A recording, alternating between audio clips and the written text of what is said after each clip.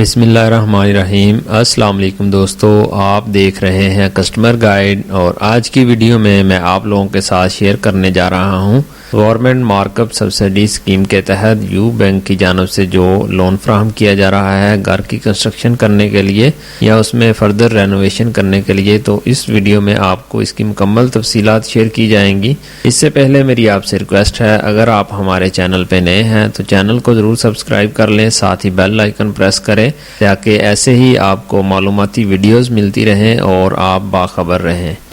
तो जी दोस्तों, you bank home loan government markup subsidy scheme के तहत यू बैंक भी आपको लोन दे रहा है घर की कंस्ट्रक्शन करने के लिए। अगर आपके पास पहले से कोई प्लाट है या आप बना बनाया घर लेना चाहते हैं या फिर आप घर है आपके पास उसमें फ़र्दर कोई एक्सटेंशन करना चाहते हैं तो इस लोन से आप फ़ायदा उठा सकते हैं। सबसे पहले जो इसके बेसिक प्रोडक्ट पर्पज़ हैं उनमें सबसे पहला है परचेज़ और कंस्ट्रक्शन ऑफ ए हाउस और फ्लैट, यानी कि आप बना बनाया घर या फ्लैट ख़रीद सकते हैं या फिर अगर आपके पास पहले से प्लाट है उसके ऊपर कंस्ट्रक्शन करने के लिए ये लोन हासिल कर सकते हैं, या फिर आप दोनों काम करने के लिए यानी कि प्लाट परचेज़ करके उसके ऊपर कंस्ट्रक्शन करने के लिए लोन ले सकते हैं।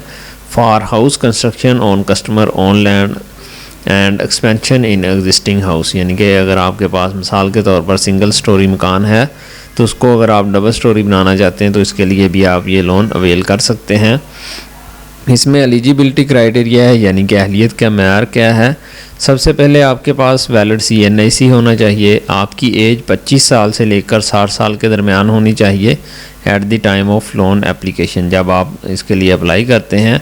और आपके लिए ज़रूरी है कि आपके नाम के ऊपर पहले से कोई घर या फ्लैट ना हो, फर्स्ट टाइम होम ओनर आपके लिए होना ज़रूरी है। और आपकी जो मिनिमम मंथली इनकम है हर माह आपको 25,000 रुपये तक की आमदनी आपकी ज़रूरी होनी चाहिए, फिर आप ये लोन अवेल कर सकते हैं, इसके लिए अप्लाई कर सकते हैं।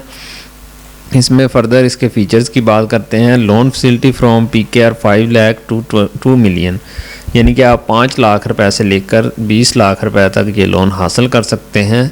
और इसका दुरानिया है 5 साल मिनिमम और मैक्सिमम 20 साल के लिए ये लोन आप हासिल कर सकते हैं।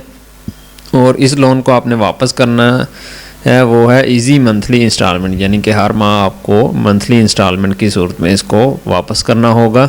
Income clubbing allowed with immediate family members, इससे मुराद ये है कि इनकम क्लबिंग से मुराद ये है कि अगर आपकी फैमिली है, मिसाल के तौर पर एक मियाँ बीवी 2 काम कर रहे हैं तो उन दोनों की जो आमदनी है उसको मिलाकर भी ये लोन हासिल किया जा सकता है। या आपकी फ़ैमिली में से कोई भी इमीडिएट जो मेंबर है, वालिद है, वालदा है, या जो भी आपकी फ़ैमिली में से कोई आपके साथ इस लोन को हासिल करने के लिए शरीक होना चाहता है तो वो इस सहूलत से फ़ायदा उठा सकता है। ये जो लोन दिया जा रहा है गवर्नमेंट मार्कअप सब्सिडी स्कीम के तहत दिया जा रहा है और इसके ऊपर जो मार्कअप रेट है वो भी मुनासिब है। इसमें हम मार्कअप आपको बताता चलूँ कि फ़र्स्ट 5 ईयर के लिए मार्कअप जो है फ़िक्स है 5%, और उससे अगले 6 साल से लेकर अगर आप 10 साल के दरमियान के लिए लोन लेते हैं तो उसके ऊपर आपको 7% मार्कअप रेट चार्ज किया जाएगा। और अगर आप 10 साल से ऊपर के लिए कर्ज़ लेंगे तो आपको Karachi inter bank offer rate काइबर plus 7% charge किया जाएगा।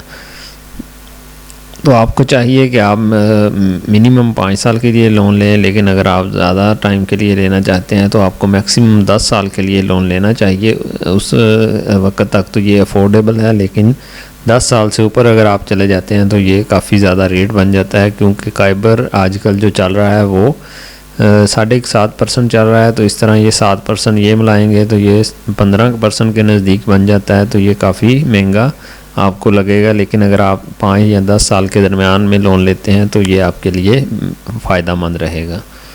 इस लोन को अप्लाई करने के लिए कौन से डॉक्यूमेंट्स चाहिए उसमें हम आपको बताते चलें कि नंबर 1 पे आपका ओरिजिनल CNIC चाहिए, पासपोर्ट साइज़ फ़ोटो चाहिए आपकी रिसेंट, और प्रूफ ऑफ इनकम, यानी कि अगर आप मुलाजमत पेशा हैं, सरकारी मुलाजम हैं या किसी कंपनी में जॉब करते हैं तो आपको सैलरी स्लिप मिलती है, वो आपको प्रूफ ऑफ इनकम के तौर पर देंगे। और अगर आप कोई बिज़नेस कर रहे हैं, शॉप वगैरह है, तो उसका जो लेटर पैड है वो आप देंगे, और अपने यूटिलिटी बिल वगैरह देंगे। स्कूल की फ़ीस अगर आप पे कर रहे हैं अपने बच्चों की वो देंगे ताकि आपकी इनकम को असेस किया जा सके। Title document of property to be mortgaged, यानी कि जो प्रॉपर्टी आपके नाम पे है, आपका प्लॉट या घर, उसके जो पेपर हैं, कागजात हैं, वो बैंक के नाम मॉर्टगेज हो जाएंगे। उसका प्रॉपर्टी डॉक्यूमेंट आपको बैंक को प्रोवाइड करने पड़ेंगे। Offered property should be free from any bar and charges, यानी कि जो आप जिस प्रॉपर्टी पे आप लोन लेंगे वो फ्री ऑफ चार्जेस होनी चाहिए, यानी कि उसके ऊपर किसी किस्म का कोई रेंट का इशू ना हो, ना ही कोई उसके जो बिजली के बिल हैं या यूटिलिटी बिल्स होते हैं वो ड्यूज ना हो, और ना ही उसके ऊपर कोई किसी किस्म का अदालत में केस होना चाहिए। नेक्स्ट हम आपको बताते चलें कि इंस्टॉलमेंट प्लान के बारे में थोड़ा सा, कि अगर आप लोन लेते हैं 10 साल के लिए, इसमें डिफरेंट इसको डिवाइड किया गया है थोड़ा सा समझाने के लिए, कि यानी कि 10 साल के लिए अगर आप 5 लाख रुपए लोन लेते हैं तो आपकी जो हर माह की किस्त है वो 5,303 रुपये बनेगी। इसी तरह 7 लाख पे 7,425 रुपये, ये 10 साल की बात कर रहे हैं हम। इसी तरह अगर आप 10 लाख रुपए लेते हैं तो 10,607, और 12 लाख पे 12,728, 15 लाख पे 15,910, और इसी तरह मैक्सिमम अगर आप 20 लाख लेते हैं तो 21,213 रुपये आपको हर माह देना होंगे।